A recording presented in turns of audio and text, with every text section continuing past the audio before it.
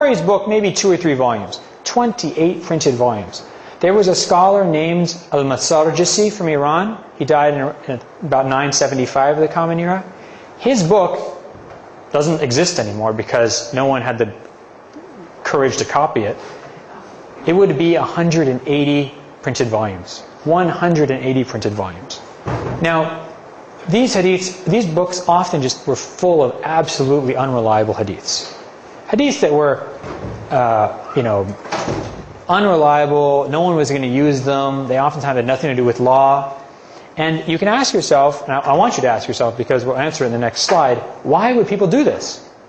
If they already had these very reliable books of hadith, Abu Dawood, for example, in his one of his letters, he says, about his sunnah, he says, if you have my sunnah and you have the Quran, you don't need to learn anything after this. You have the Quran, you have my sunnah, and that's it. You don't need to learn anything after this. But what you see after the era of the 6 books is that Muslims start using hadiths for a totally different reason. And I will talk about this now. The first function of hadith is the one that we've been dealing with so far. Hadith is a tool or a piece of information that tells us about how to act, what to believe, what's right and what's wrong. This is generally what people think about hadith, right? When they think about what the purpose of hadith is.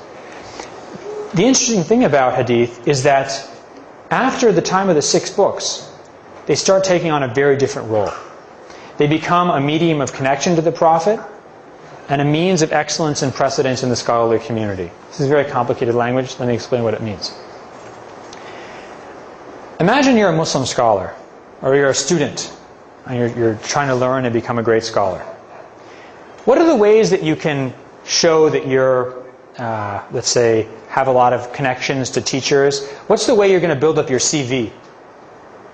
People use hadiths to build up their CV.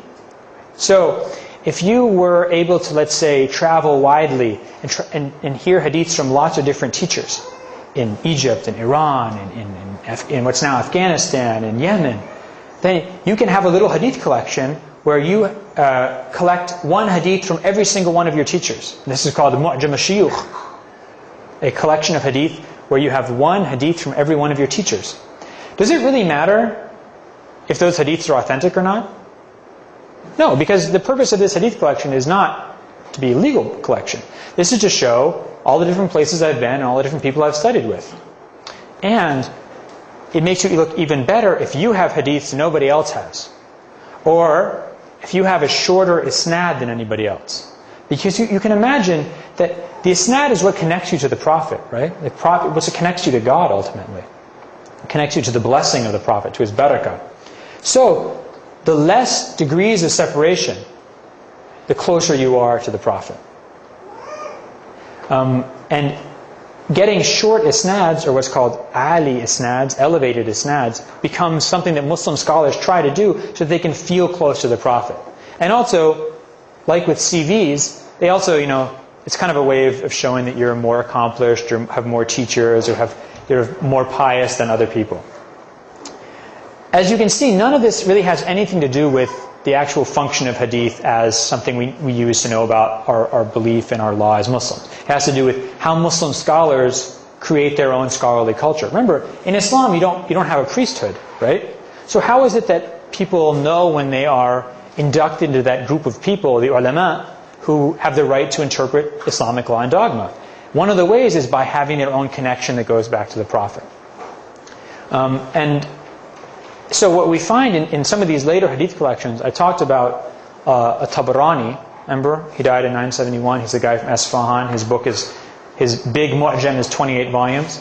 In one of his books, he has an isnad of 3 people between him and the Prophet. 2 people, sorry, wait, 3. He heard from a guy named Ja'far bin Humayd, who heard from his grandfather, who saw Anas bin Malik, the companion of the Prophet, teach him how to do wudu. So that's Ja'far bin Humayd, his grandfather, to Anas bin Malik. So, yes, I see. So he's a Tabarani, he's living in Esfahan in the middle of the 900s.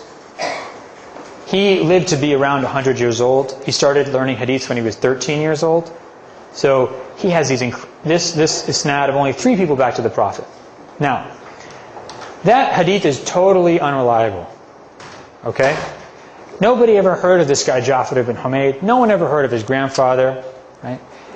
How can you be living in the 900s and you're basically 3 people away from the Prophet?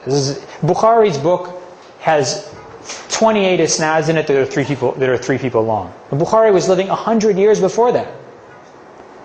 You know, if you look at the Sunan of At-Tirmidhi or the Sahih of Muslim, you'll never find hadiths that are with 3 people in the isnad. Maybe 4 people.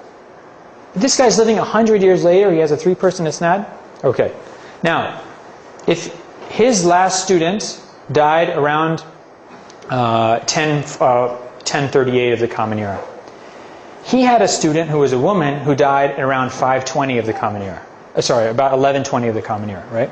So if you were living in about the middle of the 1100s, you heard this woman give her isnad to her teacher, to a Tabarani, through this 3-person isnad, you would be living with 6 degrees of separation from the Prophet in the 1100s, right? So you're basically 500 years later with 6 degrees of separation from the Prophet. You can just imagine the sense of closeness that this gives people and sort of pride in their scholarly accomplishments. And of course, this hadith is not reliable. The isnad is not reliable. It becomes like a collector's item. When someone collects coins, does it really matter what the original worth of the coin is? If I have a penny that's really rare, I don't really care that a penny is worth nothing. The point is that it's really rare. And the point is that's what makes me proud of it. Another very interesting thing is when you have hadiths narrated by jinn, right? Because again, you have people, for example, the famous author of the dictionary, Taj al-Arus, Murtada Zabidi, he died 1791. He's originally from India. He moved to Cairo. He heard from a jinn who heard from another jinn who heard from the Prophet. So he had only 2 people in the isnad. They're just jinn. That's fine.